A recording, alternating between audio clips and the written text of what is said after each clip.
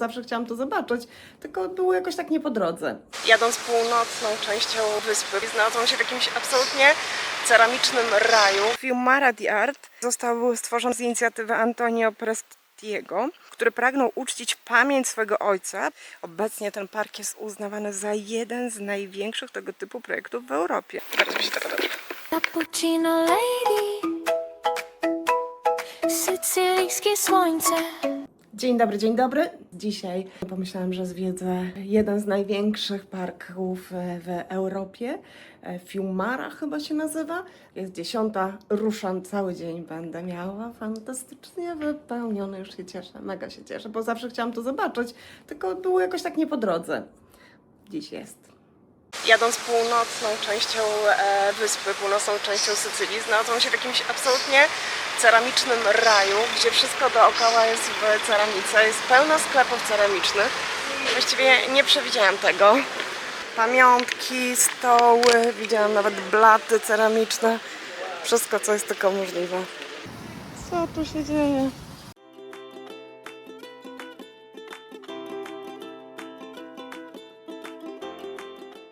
Wow, jest nawet umywalka i grill. Pięknie, ale tu fantastycznie wygląda. I wchodzimy na rynek, który jest totalnie ceramicznym, jakimś kurde kozakiem. No, tu śmietniczek ceramiczny. Niesamowite. Tutaj jest sklep znowu, bar pełen ceramiki. Ławeczka jest nawet ceramiczna. Taki numer.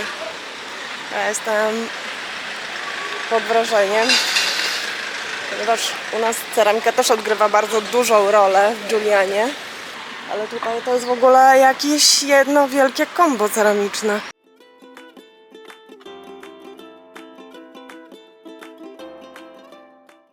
O, jaki piękny jest truskawką, kocham go. Wow, nie wiem, czy stąd nie wyjadę z czymś. Tak wygląda ten ceramiczny świat tutaj. Co to w ogóle za raj jest? Muszę poczytać o tym, czy skądś oni przywożą, czy oni sami tutaj tylko wykonują to. Santo Stefano di Camastra. Produkcja ceramiki ma tu wielowiekową historię. Pierwsze warsztaty mogły istnieć już w czasach arabskich. Obecnie jest około 50 producentów i warsztatów rzemieślniczych, od niewielkich rodzinnych pracowni działających od kilku pokoleń, po większe manufaktury zatrudniające kilkunastu pracowników i eksportujące ceramikę za granicę. Ta miejscowość tak wygląda od samego początku. Ja jechałam nią z 3 km i 3 km ciągnęło się ceramicznych różnych rzeczy. Dobra, lecimy dalej. Wow. Dzień dobry, jeszcze raz. Tym razem spod pierwszej rzeźby na mojej dzisiejszej trasie. Jest to okno na morze, która powstała w 1989 roku. Jest wyjątkowa, bo symbolizuje zmienność i symbolizuje to, że za każdym razem, gdy się przez nią spojrzy z drugiej strony, to morze jest inne, ma inny kolor o każdej porze dnia, inną strukturę, inaczej się zachowuje, bo czasami są fale, czasami ich nie ma, czasami jest zburzone, a czasami jest takie jak dzisiaj, czyli jest fantastyczne i ciche. Z ciekawych rzeczy naprzeciwko jest koń. Nie należy tego muzeum na powietrzu, natomiast koń symbolizuje taką raczej stałość, coś takiego samego, że on cały czas stoi, patrzy i obserwuje. Pięknie wygląda? Kurde, nie? Kolejne spojrzenie na okno na morze. Szukam takiego miejsca, gdzie będzie to morze widać rzeczywiście, bo warto to zrobić, czyli zrobić swoje takie pamiątkowe zdjęcie przez okno na morze, żeby mieć ten swój kawałek taki niepowtarzalny. Zatem mamy okno na morze z drugiej strony. Właśnie prowadzę dyskusję z czatem GTP, a właściwie Gemini, gdzie mam stanąć, bo on twierdzi, że stoję w dobrym miejscu i powinnam widzieć morze, jeśli ustawię aparat na wysokości wzroku. Mniej więcej teraz tak ustawiam i żadnego morza poza niebem nie widzę. Jest ona jedną z głównych rzeźb w parku Fiumara di Art. Została zrobiona w 1989 roku jako hołd dla zmarłego poety. Poza tym, że symbolizuje niepowtarzalność, to też symbolizuje poezję, która każdy człowiek inaczej może interpretować, inaczej może odbierać. Autorem jej jest Tano Festa, jeden z kluczowych twórców pop artu we Włoszech. Tano Festa uwielbiał niebieski kolor. Używał go w wielu swoich pracach, by symbolizować nieskończoność, marzenia i niebo. No i właściwie tutaj też widać, że zastosował ten niebieski kolor. Naprzeciwko jest koń, o którym wspomniałam. Koń to symbol siły, natury i ziemskiego pierwiastka, a okno to symbol intelektu, poezji i patrzenia w nieskończoność. Bardzo mi się podoba to. Ja lubię zresztą takie rzeczy, które mogą w jakiś sposób mnie zaskoczyć i zmusić do myślenia. I to jest właśnie takie miejsce, cały ten... On jest olbrzymi. Tak dla porównania ja stoję w tym miejscu. Tak, a to jest nade mną takie. Może nie jest taki jak w Dubaju, ta ramka wielka, ale jest rzeczywiście też bardzo duży koń. A tutaj mamy drogę. Tak to wygląda. A tam mamy plażę. Spróbuję zrobić jeszcze zdjęcie. Znalazłam zatem miejsce. Jestem z siebie coraz bardziej dumna, bo to jest miejsce takie, że musiałam wjechać na autostradę. I mamy tutaj widok przez nasze okno, które oczywiście dzisiaj jest inne, bo nam się trafiła łódka jeszcze przy okazji. Teraz zrobię zdjęciaszko.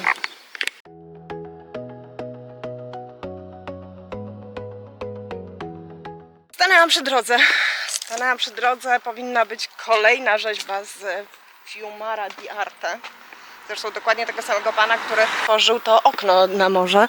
Natomiast chodzę, przyglądam się i szczerze nie ma.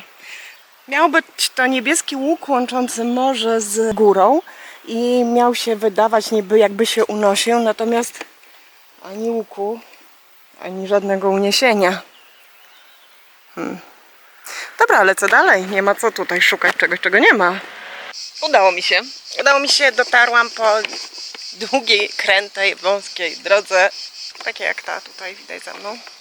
Widać? Czy nie widać? Udało mi się, dotarłam, jeszcze nie udało mi się, tylko dotarłam do takiego miejsca, gdzie już widać tę piramidę. Piramida leży dokładnie na 38 równoleżniku. Jest pusta w środku. Obchodzone było przesilenie letnie kilka dni temu. U góry ma szczelinę, przez którą wpada słońce, więc mam nadzieję, że uda nam się wejść tam do środka i to zobaczyć. I z jednej strony jest Morze Tyreńskie, a z drugiej strony są góry, które mam nadzieję, że będzie widać, jak już podjedziemy. Ma 30 metrów wysokości. Należy do kompleksu właśnie tych rzeźb, które dzisiaj odwiedzam. Pięknie. Nie wiem, ja często mówię, że coś jest piękne, ale naprawdę wydaje mi się, że jest to niesamowite, że na środku góry, niczego, między polami, między oliwkami, między rolnymi terenami ktoś sobie wybudował rzeźbę. Ponieważ jest tu 38 równoleżnik i ona ma coś symbolizować, nie? Łączy ona ziemską architekturę z układem współrzędnych naszej planety, co w filozofii Mauro Strozziego łączy architekturę z kosmosem. Została zaprojektowana tak, żeby w momencie przesilenia letniego, podczas zachodu słońca, światło wpadało przez szczelinę w górnej części piramidy, oświetlając jej wnętrze w niezwykle precyzyjny sposób. To, że leży na 38 równoleżniku, miało cel zharmonizowania dzieła sztuki z naturalnym porządkiem wszechświata. Wow. Wewnątrz podobno mam się czuć jak w kosmicznej izolacji i skupienie na tu i teraz. Dotarliśmy do piramidy 38 stopni. Równoleżnika 38 stopni. Wygląda tak. Tylko ja. Góry. Morze, które widać z tej strony. Mój samochód i piramida. Idę do środka. Właściwie stoję już pod piramidą. Obejdę ją i zobaczę, jak to wszystko tutaj wygląda. No, Sycylia. Czyli wystarczy wybrać pierwszą, lepszą górę, żeby widok był absolutnie niesamowity. Aczkolwiek ja lubię takie miejsca z przesłaniem. Czy dla mnie liczy się tu i teraz? Tak, już od wielu lat.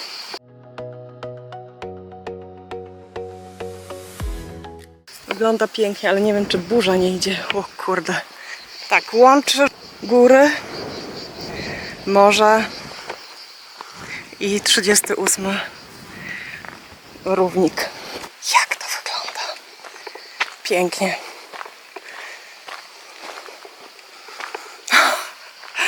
jesteśmy wysoko, a to jest autostrada.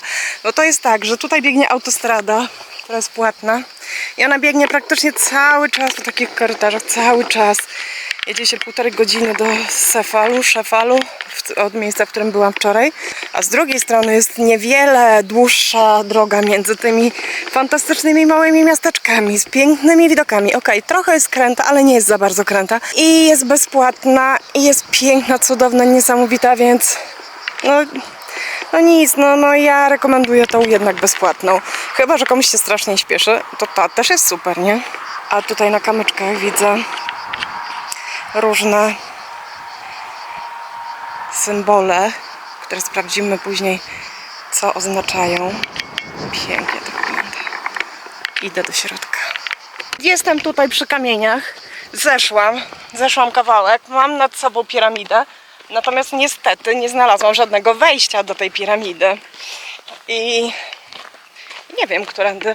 A może tutaj jest... Nie, tutaj jest jakiś szyb, ale raczej to nie jest wejście. Ciekawe, pan mi powiedział salwę. Nie powiedział idź tutaj, kobieto. A ja sobie tak chodzę dookoła tej piramidy. Czy czuję tu i teraz? Czuję, doskonale czuję, że chodzę i że za chwilę będzie burza. Więc mam nadzieję, że ta burza mnie nie dogoni, że będę od niej szybsza. Tak, prawdopodobnie tutaj jest wejście. Tam jest wejście, jest absolutnie zamknięte w tej chwili. Absolutnie. Jest zamknięte, po prostu wejście jest zamknięte. Wejście jest zamknięte. Następnym razem. To fajne miejsce. Mogę przyjechać tutaj następnym razem. Jadę zatem dalej. Jadę do 3. miejsca. Do labiryntów. No nie mam tutaj możliwości wejścia. Obeszłam ją dookoła. Więc tylko popatrzmy, jak to wygląda. Jednak piramidę można zwiedzić tylko raz w roku podczas przesilenia letniego. Nie znalazłam też informacji o znaczeniu rysunków na kamieniach. Drugie dosyć spontaniczne miejsce, które znalazłam i które... Aha, tam jest najprawdopodobniej częścią, a nawet jest na 100% częścią tej Fiumara di Art. Energia Mediterranea. O, stąd widać piramidę. Co do burzy, to ona mnie cały czas goni, jest z tyłu za mną, tam. A ja cały czas jestem na górze, jestem wyżej teraz niż byłam wcześniej nawet, więc muszę bardzo sprawnie to zrobić. Nie wspomnę już o tym, że do Juliany to mam z 5 godzin teraz, żeby wrócić, ale na szczęście mam czas. Ua! Doszłam do jakiegoś miejsca. Wygląda tak.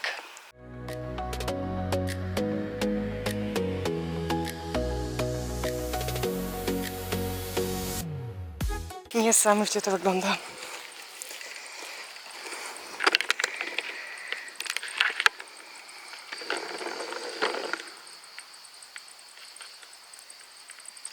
Ta cisza dookoła, nie?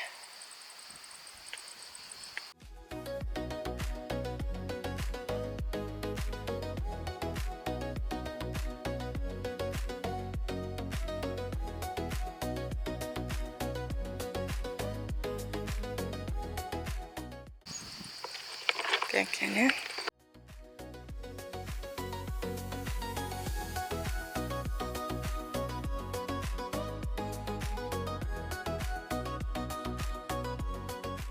Czegoś tam się dowiedziałam na ten temat. Jest to na pewno rzeźba z tej części Fiumara di Art. Została ona podarowana społeczności i umieszczona przy ujściu rzeki Fiumary. Przedstawia niebieską falę łączącą górę z morzem. Jest wyrazem energii obecnej w dzikiej przyrodzie. Coś w tym jest, już teraz zaczynam w to wierzyć. I symbolizuje taką harmonię z otoczeniem. Dzieło nie dąży do wertykalności, wznoszenia się w górę, lecz do horyzontalnego i miękkiego kontaktu z naturą. Konstrukcja ma przypominać wielką betonową falę rozbijającą się o ziemię, co stanowi fizyczną materializację wody na wzgórzu. Pięknie. Aż normalnie poczułam to.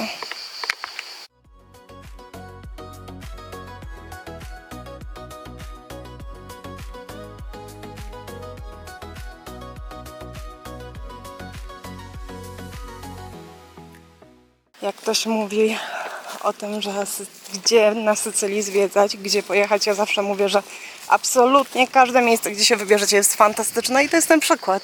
Trafiłam do miasteczka, którego nie znam, nie mam pojęcia o tym miasteczku. A Mam taki widok. Mam góry. Mam morze. O Jezu, fantastyczne. Morze jest piękne. I mam jeszcze przy okazji naszą piramidę na 38 stopniu. A wydawało mi się wtedy już, że jestem na samej górze. Jednak nie. Chyba już teraz wyżej być nie mogę. Tak mi się wydaje, że to jest ten moment kulminacyjny. Natomiast jadę dalej. Ale tu ładnie jest. A propos burzy, to ona tam jest. Ona tam czyha na mnie. Więc pewnie za chwilę się z nią spotkam. Lecz lepiej w samochodzie niż poza nim. No co mnie gryzą dzisiaj cały czas jakieś. Po drodze zupełnie przypadkiem na zakręcie spotykam kolejną instalację, której nie miałam w planach zwiedzania. Natomiast bardzo fajnie, że to wszystko po kolei tak się ładnie składa w kupę. I ona się nazywa Una Curva Getta alle Spalle del Tempo. Kurwa, jest to zakręt. Już pokazuję, jak to wygląda. Muszę tylko szybko to zrobić, ponieważ tutaj są śmieci i to wygląda źle. Jest to taki pomnik, który rzeczywiście znajduje się na samym zakręcie. Za nim jest taka instalacja kamieni, głazów, które mają dopełniać go. I te głazy są w kształcie takiego okręgu. To rzeczywiście jest na samym zakręcie, ostrym zakręcie. Rzeźba ta została zaprojektowana tak, aby współgrać z otaczającym ją krajobrazem i architekturą terenu. Czyli ta rzeźba ma współgrać z otaczającym krajobrazem i architekturą terenu. To takie trochę dziwne, bo tutaj jest natura, a to jest taki metalowy, wielki pomnik pośrodku niczego.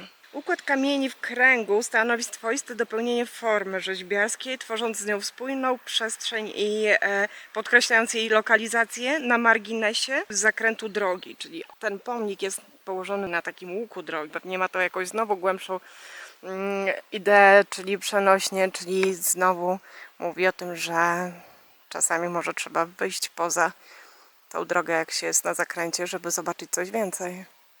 Ma to sens. Ja to dzisiaj jestem takim filozofem. Mają zadanie pokazywać, że sztuka jest w stanie dialogować z naturą i przestrzenią, w której się znajduje. No może tak powiedzmy, mnie to już natchnęło w pewien sposób. Cały ten koncept jest po to, żeby połączyć krajobraz ze sztuką współczesną. Instalacja to monolit wykonany z cementu i żelaza. Stworzony został przez Paolo Schiavocampo w 1988 roku, czyli 6 lat od początku tej całej akcji związanej z Fiumara di Art. Ta rzeźba jest zatytułowana Una Curva Gettata alle Spiale del Tempo. Znajduje się na zakręcie drogi i swoim kształtem ma imitować ruch żagla napędzany wiatrem. Projekt Fiumara di Art został stworzony w 1982 roku, tak jak wspominałam, z inicjatywy Antonio Prestiego, który pragnął uczcić pamięć swojego ojca poprzez przekazywanie rzeźby społeczności. Obecnie ten park jest uznawany za jeden z największych tego typu projektów w Europie i liczy wiele dzieł sztuki. No ja dzisiaj już jestem przy 4. albo 5, więc podoba mi się to. Bardzo mi się to podoba. No będąc jeszcze w tym miejscu, może tutaj się rozpętam troszkę, bo jest po prostu bardzo ciepło i dlatego związuję włosy. Będąc w tym miejscu, też chcę powiedzieć, że ta moja wycieczka jest taka trochę pokazująca, jak ta Sycylia jest w rzeczywistości. Czyli jadę, oglądam sobie na bardzo dużym terenie, bo jadę już kilkadziesiąt kilometrów. Straciłam 1/4 baku paliwa dzisiaj właśnie jeżdżąc po tych miejscach. Więc jadę, oglądam, poznaję nowe miejsca, poznaję nowe miasta, podziwiam nowe miasta, poznaję miejsca, gdzie odbywa się produkcja też po drodze, bo to nie jest tylko tak, że ja mijam rzeźby i to wszystko, ale przy okazji też uczestniczę w życiu lokalnej społeczności, typu w miejscu, gdzie była przepiękna ceramika, absolutnie ceramiczne miasto. Kupiłam sobie kawę, podyskutowałam chwilę po moim łamanym włoskim z panem, który chciał mi sprzedać kawę. Ja chciałam cappuccino, bo przecież ja uwielbiam cappuccino. Później powiedziałam mu oczywiście, że przepiękne jest to miasto, fantastyczne jest to miasto. I w drugim miejscu przed chwilą, które minęłam, czyli to było to takie z zamkiem, fantastycznie położone, przepiękne miasto z przepiękną panoramą. Tam wpadłam do lokalnego baru na samym środku miasta po kawałeczek pizzy. za pizzę i małą kolę, bo jest strasznie gorąco, jest tak duszno aż, więc kupuję kolę z lodówki, którą szybko wypijam, dostarcza mi super dużo cukru. Zapłaciłam 4 euro zapłaciła mu pani. Więc podejrzewam, że kola 1,50, a pizza 2,50. Tak. Oj, dobrze mówię? Tak, 2,50. Wyszłam, stał pan z warzywami i owocami z samochodem, tak jak to odbywa się na Sycylii. I chciałam kupić sobie czereśnie, bo tu jest fantastyczny czas czereśni w tej chwili. Jaki ptak piękny. Oj. Kocham ptaki. I zapłaciłam, pan mi powiedział, 5 euro za kilogram. Mu mówię, że 5 euro to jest za dużo, że ja 3 płacę w Kiuzie. To troszkę pominęłam się z prawdą, bo 4. I mu powiedziałam to, pan powiedział po czym widząc to, że jestem nie do końca zadowolona, dorzucił mi 2 banany. Wyszłam na 4 euro. No takie jest tu życie, nie? Takie jest życie, warto uczestniczyć w życiu tej lokalnej społeczności. Jadąc miałam piękne miejsca. Rozmawiam z fantastycznymi ludźmi, których pierwszy raz w życiu widzę na ulicy. Na tym polega oglądanie tej Sycylii. Mogłabym mówić tylko o naszym regionie, o Giulianie, o regionie, w której mamy dom. Ja nadal jeżdżąc podziwiam te miejsca, ale uważam, że Giuliana jest najpiękniejsza na świecie i nikt mi nie powie niczego innego. To jest fantastycznie, jest pięknie. Jest cicho. Jest cicho. Nawet jest całkiem czysto. Są miejsca, gdzie jest brudno, ale to one są przy autostradach. Przy tych mniejszych miejscowościach, no i teraz mam worek ze śmieciami, ale ogólnie jest cicho i przyjemnie. I to doznanie tego miejsca, no z jednej strony tak, jest lokalna społeczność, którą ja uwielbiam i która jest moją miłością. Tam są ludzie, tam przepiękne miejsce. Z Giuliana uważam, że jest najpiękniejszym miejscem, pewnie w topce miejsc na świecie, które widziałam. Natomiast chcę też pokazać inne miejsca, które są. Chcę je zwiedzić. Ja lubię zwiedzać miejsca. 6 lat mamy dom, nie byłam w tych miejscach. Tak sobie wymyśliłam, mając kilka dni wolnego. Lecę dalej, bo muszę dotrzeć do kwintesencji mojego wyjazdu dzisiejszego, a już jest 15, a jestem jeszcze z 5-7 godzin od Giuliany. Z 5, może nie z 7. No tutaj mamy te głazy. Są w okręgu ułożone, a tu jest właśnie ta rzeźba na tle takiego zakrętu. Właściwie jest na zakręcie, tak jakby ktoś się nie wyrobił, to może nie być ciekawie.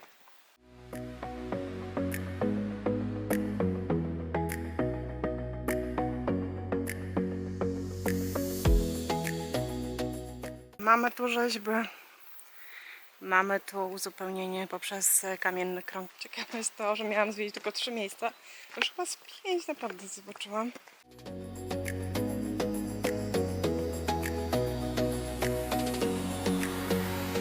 Każde z tych miejsc ma taką ławeczkę z boczku. Jest stolik, ławeczka i tutaj można sobie fajnie zjeść. Jak to przyjemnie. Jak powiedziałam, tak zrobiłam. I jesteśmy w labiryncie Adrianny, czyli miejscu symbolizującym powrót do korzeni, powrót do początku, później przejście trudnego labiryntu, aż wyjście z niego. Więc to takie też bardzo symboliczne. Jest to jeden z najbardziej istotnych elementów całej instalacji, całej Fiumare di Arte. I czas na to, żeby tam podejść. Jesteśmy w tym miejscu. Jestem ja i wy.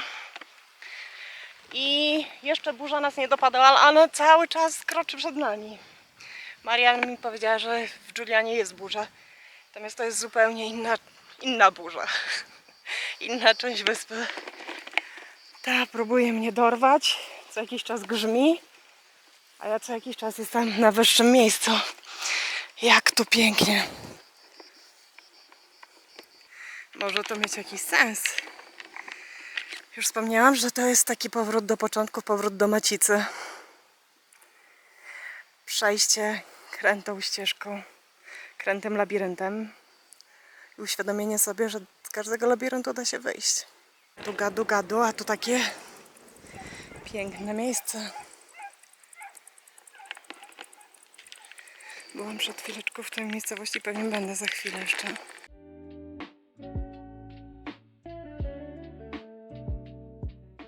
Labirynt jest cały z betonowych płyt.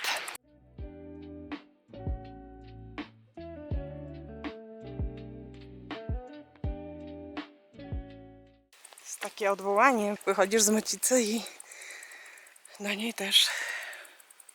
Tutaj jest powrót.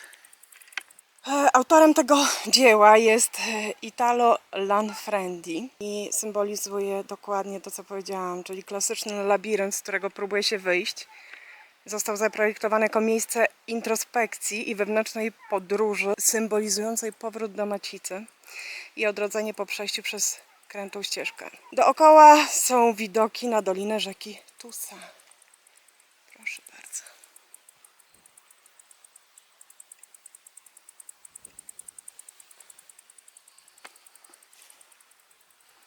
Miejsce jest uważane za dzieło interaktywne, które zmienia się wraz z porą dnia, z porą roku. Pewnie nigdy nie jest dokładnie takie samo. Niesamowite. Jest tu pięknie.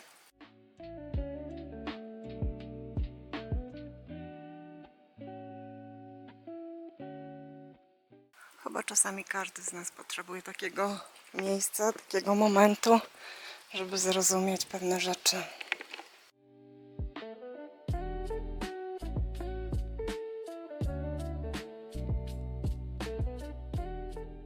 Czasami też warto się odwrócić i spojrzeć na to, co jest z tyłu.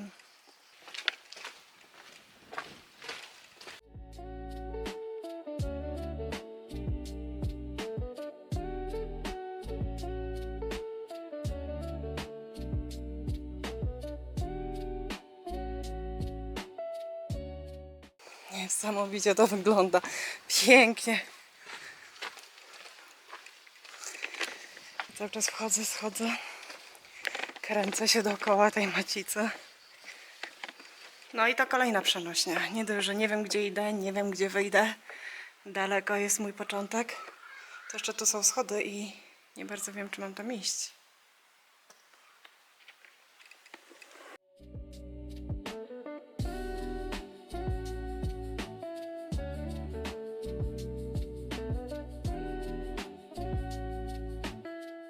Co, iść? Idę.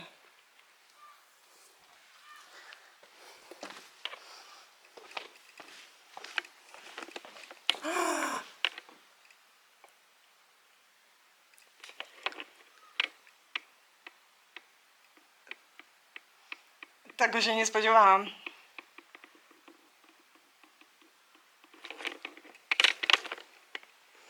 Absolutnie.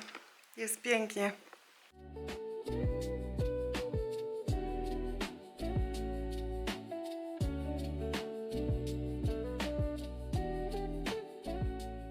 Zatem myślę, że to jest najlepszy moment, żeby zakończyć dzisiejszą wycieczkę.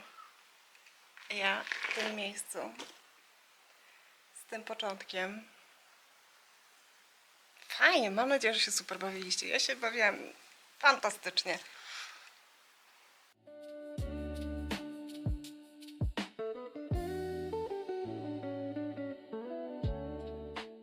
A moja burza? Moja burza zmieniła się w małą chmurkę, więc dzisiaj mogę uznać, że wygrałam z burzą. Wiem, że mogło być groźnie, bo to są burze grad. O Jezu, co to się nie dzieje. Ostatnio w Julianie kilka razy już przeżyłam. Więc tam mam chmurkę. Tam mam labirynt. I zmykam. Zmykam tym razem przez środek wyspy, tak jak zawsze chciałam pojechać. Jadę do Juliany. Nie wracam do Palermo, jadę przez środek wyspy do Juliany. Niby jest kawałek dłużej, ale tak chcę pojechać. Chcę pojechać, chcę zobaczyć miejsca, których jeszcze nie widziałam. Na dzisiaj już koniec tej wycieczki. Pa, pa. On już symbolizuje tą stałość, to, że coś tam. No i dotarliśmy. Ja i wy, co najwyżej. Dotarliśmy do piramidy 38 stopni. Równoleżnika 38 stopni. Cappuccino lady, sycylijskie słońce. Cappuccino lady.